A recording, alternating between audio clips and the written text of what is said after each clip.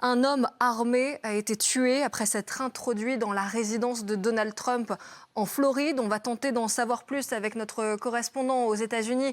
Bonjour Axel Monnier. Que sait-on à l'heure où l'on se parle? Alors ce qu'on sait, c'est que ça a été officiellement confirmé par un communiqué de presse des agents du Secret Service. Vous savez, cette agence qui s'occupe de la protection présidentielle, et un shérif adjoint du comté de Palm Beach, où se trouve Mar-a-Lago, ont réussi à neutraliser un homme qui avait tenté de s'introduire par le portail nord de la résidence de Donald Trump en Floride. Cet homme était âgé de 20 ans, il a donc été tué par balle. Il était âgé de 20 ans, son identité n'a pas été révélée encore parce que l'enquête est en cours. On ne connaît pas ses intentions, on ne sait pas ce qu'il voulait venir faire à l'intérieur de Mar-a-Lago.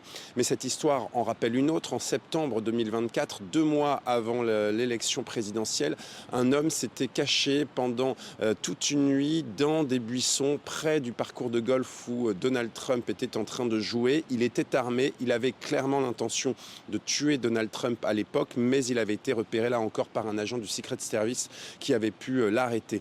La question de la sécurité autour de Donald Trump est un sujet récurrent. On sait que sa radicalité et sa polarisation dans le paysage politique américain sont un sujet, même s'il y a eu aussi beaucoup d'efforts faits justement pendant la présidence et la campagne présidentielle et depuis qu'il est au pouvoir. Bref, on va essayer d'en savoir un peu plus avec plus d'informations dans les prochaines heures sur cette information qui vient tout juste de nous parvenir. Donc l'homme a été tué, il était âgé d'une vingtaine d'années.